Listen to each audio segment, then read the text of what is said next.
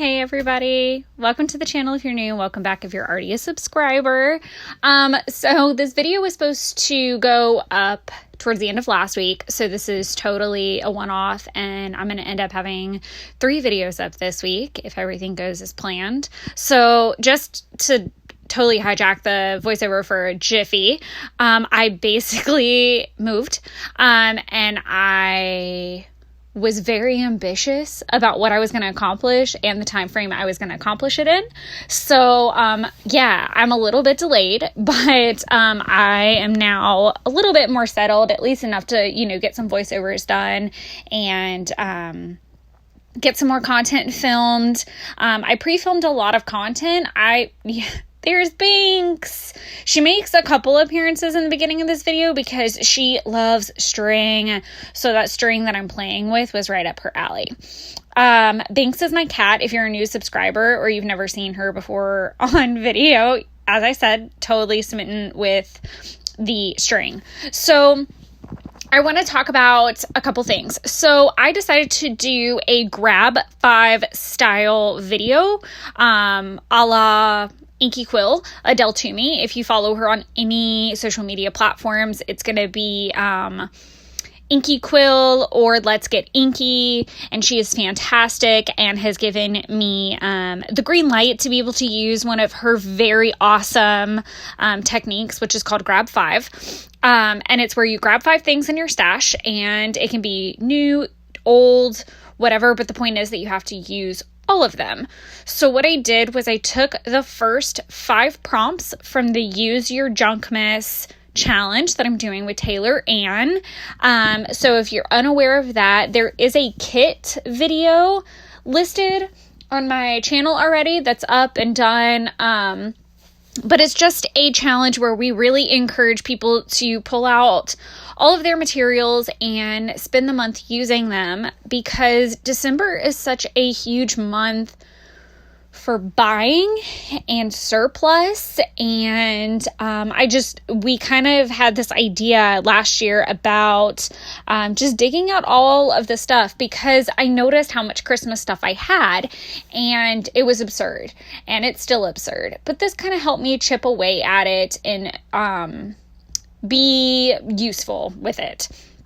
So in this photo, so I'm doing a 12 by 12 layout of this beautiful photo that was it was actually a really shitty photo. So, side note too, this is not, I do use bad words or cuss words. So if you're a kid, you probably shouldn't be on this. I do mark my videos not suitable for kids because I do have a tendency to talk like a sailor. So just throwing that in there. But this photo, unfortunately, was not the best quality photo. So I turned it into black and white because I thought that would also be a really great complement to all of the red and the green, so it wouldn't be as busy either. So this photo was taken at my first Ameriprise Christmas party. So I no longer work for Ameriprise, but I love the girl in the photo, Paula. We'd worked together at another place as well, at her part-time job, and my part-time job were the same too. So it was funny that we both kind of had the same life in terms of 9 to 5, and then part-time jobs were the same. So, and we met through our part-time, and it's a really long story. Anyways, we were super close, and we still are. She actually had a baby this year. I love it.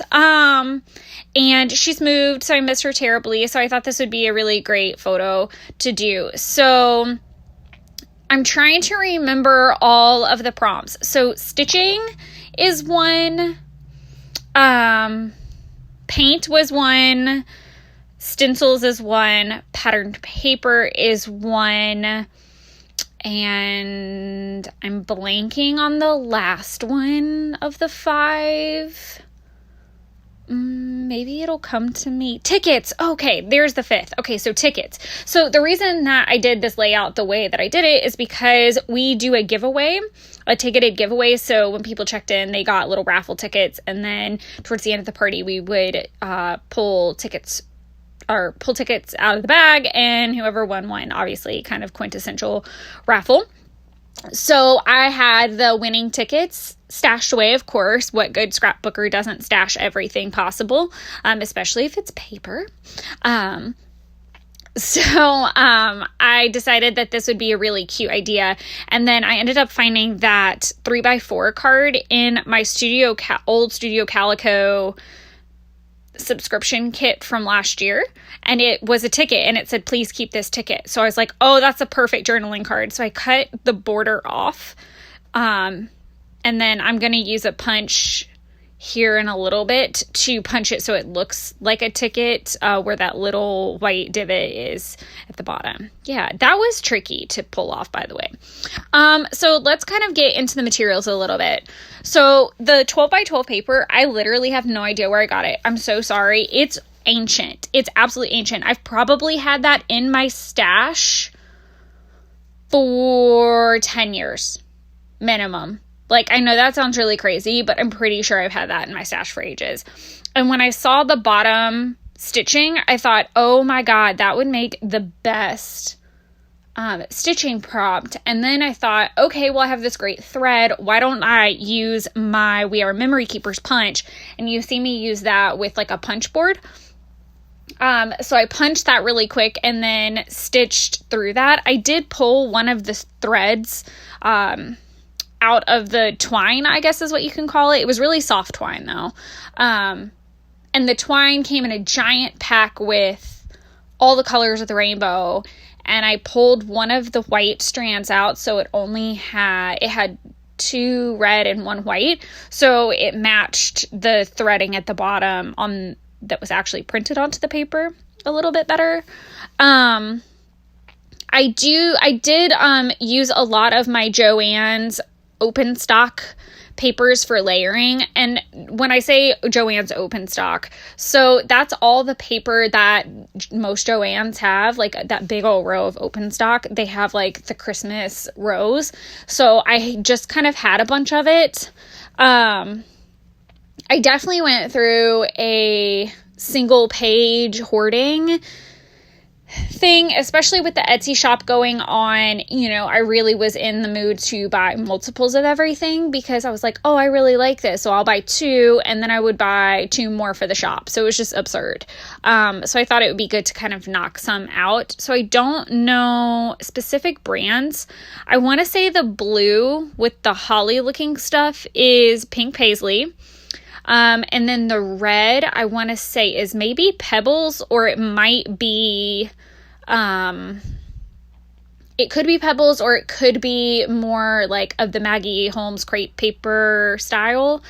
And then that piece that looks like notebook paper is actually from a 12x12 pad that I have that I've split apart. So I'm not really sure where I got it or the origin or anything, unfortunately. And it was just a scrap piece that I had left over from one of the journals that I made for the Etsy shop this year. And then this is me just doing a little bit of journaling about the fact that this was my first holiday party and what the tickets were, just so that I would know, obviously, looking back. So I was really happy that that little card was in there. That came in so handy. And I was struggling to kind of find a journaling spot because I did do this all on like one side. And as the layout progresses, you'll see how I really did do like all of it on that one side. And as far as the base goes, I just used the Holiday Knit stencil from Tim Holtz. I love that stencil, and if you've already watched my December Plan With Me video, then you saw it already used for my monthly dailies start page, whatever that's called. I don't know what the technical term is. I call it the start to my dailies page for the month. But I used a stamp pad in that one. This time I used the Dilutions ink from Diane Revley to be able to check the paint off of it. I ended up posting a different picture for the paint prompt on my Instagram, but in the Grab 5 pursuit, this check the box, I fiddled with these damn tickets for ages. And then I have recently become obsessed with bumping things up on craft foam again. I don't know if that's because I've been watching so much Inky Quill lately, but I had a blast bumping them up, bumping, B-U-M-P, bump, not pump. But I did have trouble placing them because like on the bottom there would have been really cute, but it got lost in the lights, and then the top covered Paula's face. So it wasn't working. So I end up using that bottom like left-hand corner area. I really do like how the paint underneath turned out. It made it look, I like the layered look of this. I really did. I really feel like I could have pushed it a little bit farther. For anybody out there that's content creating, do you notice that you sometimes pull back a little bit more when you're filming because you're trying to do it faster or something? Or is that just me? Because sometimes if I don't have everything like right there at my disposal, I get really nervous that I'm like away from the camera too long. So I'll stop it and then I get frustrated because I know I have to edit all that back together. I don't know. Maybe that's just me. And I do use a Pilot G2 and a 0.38 in the black for my journaling. I really, really, really, really love a very fine point. I wish that I could write even smaller than I do, which is bizarre and crazy. And I really would love a typewriter, but that's just not in the budget right now. I pulled out these Dear Lizzy thickers. You can still pick them up at Hobby Lobby. I don't have the name in front of me and I forgot to write it down. Sorry, I'll put it down below. Because I actually have all my craft stuff here at my new place already. But I use the Dear Lizzy thickers to spell out holiday. And then I am going to hand letter party underneath. And I really felt like that added something to it, that the title had like two different fonts. And that's the first time I've really played with that style as well. Fiddling with these letters was not enjoyable. So something happened to oh my gosh, and trying to get them to stick. Oh my God, it was a nightmare. I should have glued them down, but I was so nervous that I was going to want to move them. Like you see me trying to make sure they're all kind of what's somewhat even and not slanting off the page. I still am not completely happy with them because I really do feel like they're slanted. But, oh, my cat's on the other side of the door. Sorry if you hear her meowing. She's found me hiding in the closet. I live like facing the road now and it's really loud. So I didn't want to do the voiceover in the living room. So there's that. But I hand letter party. And like I said, I really liked the different font styles. I thought that added a little something fun to it, which was nice. I wish I had done more embellishments, like maybe some die cuts or things like that, because I kept it really simple. I'm going to plop on some enamel dots here in the next couple minutes. And towards the end, I do use some just gold Heidi Shine. And my Heidi Shine's doing something weird, like the oil is separating. So I guess I need to shake it more regularly. I don't know. But it's the gold that literally matches those letters so well. I was so impressed how bright. I almost used the Tim Holtz gold. Like, I think you see me shake that first. And you see me shake that Heidi Shine as though my life depends on it. And it still wasn't enough. It like oiled, splattered off to the bigger ones that are on that right-hand side. They had like oil rings on them, which was really annoying. But I really felt like the Heidi Shine really brought out the gold in those thickers, which was nice. And just as a side note, those sticky thumb dots are down at the right-hand corner right now. They're super cheap and you can usually get them at a Tuesday morning if you have one. But I was actually really impressed. I had old Tombow ones for a while. The enamel dots I'm using are from Echo Park and they're from the Marion Bright set. So that's those.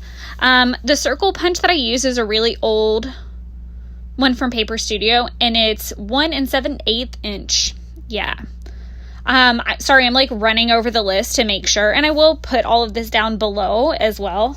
But yeah, I think that I was really a big fan. Oh, so I stamped that date off camera, but it is an American Crafts one.